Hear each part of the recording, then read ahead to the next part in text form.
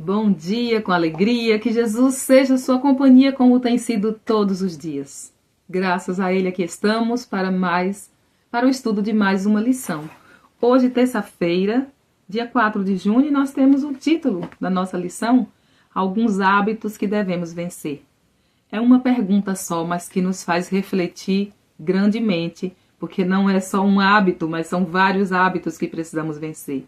Quais das concupiscências pecaminosas que Pedro menciona são comuns e difíceis de vencer? 1 Pedro 4,3 nos diz: porque é bastante que, no tempo passado da vida, fizéssemos a vontade dos gentios, andando em dissoluções, concupiscências, borrachices, glutonarias, bebedices e abomináveis idolatrias.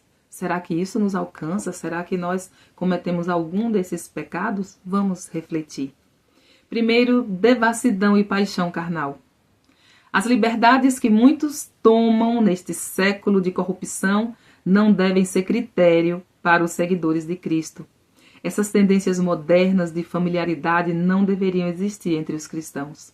Se a imoralidade, a poluição e o adultério estão na ordem do dia entre aqueles que não conhecem a verdade, como seria importante que a classe que afirma seguir a Cristo esteja em marcante contraste com aquela classe controlada pelas paixões brutais.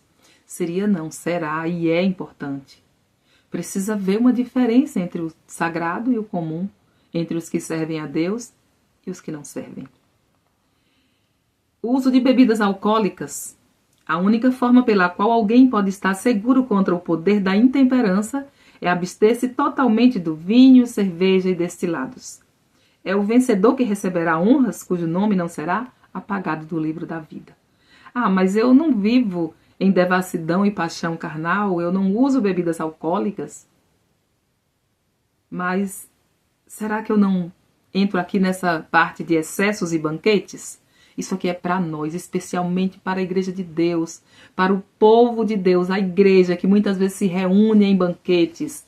Muitas reuniões terminam em comida, quase todas as reuniões têm que ter um banquete no final. É legal comer junto com os irmãos, é maravilhoso. A igreja primitiva repartia o pão junto uns com os outros, mas tem havido muita intemperança em nosso meio, muita mistura. Muitas coisas, além de variedades, coisas salgadas com coisas doces, líquido com sólido, e as pessoas não estão sabendo fazer a separação, porque quando coloca ali na mesa salgado e doce, é para que cada um tenha a consciência de escolher aquilo que é melhor para si. Mas não, as pessoas querem comer de tudo. É triste falar, mas olha o que diz aqui: o tentador usa como isca cristãos professos, superficiais em caráter e experiência religiosa. Essa classe está sempre pronta para os ajuntamentos em busca de prazer ou esporte. Entra esporte também.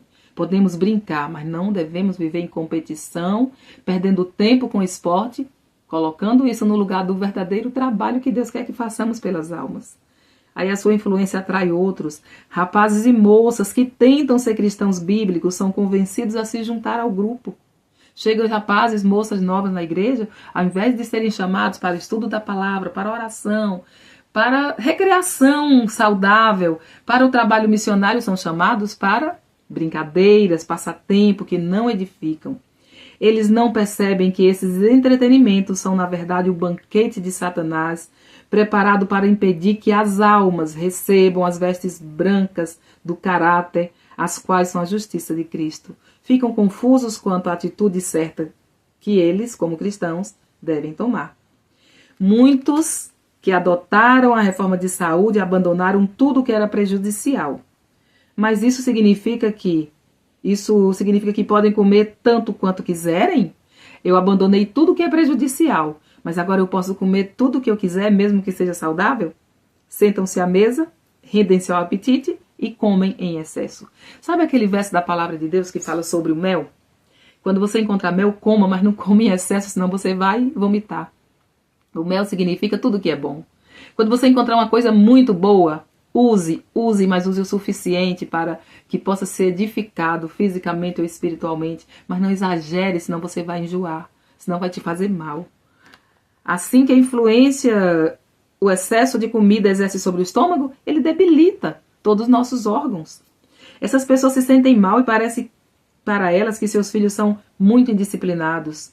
Aqui falando de mães intemperantes, que os filhos dão tanto trabalho, mas aquele trabalho é aqui na mente dela, porque está sobrecarregada, ela fica impaciente e não suporta as provocações, as provinhas que as crianças, o barulhinho que as crianças fazem. Toda mãe precisa estar preparada, mas o estômago sobrecarregado atinge a mente e deixa a pessoa nervosa, impaciente, impossível agir com calma na família. A doença afeta todos ao redor deles. Todos têm de sofrer as consequências de sua enfermidade. E aqui diz que mesmo os reformadores da saúde podem errar na quantidade de comida. Devemos comer para viver e não viver para comer. Comer para refazer as forças, para nutrir o organismo, para termos condições de continuar vivendo e servindo ao Senhor.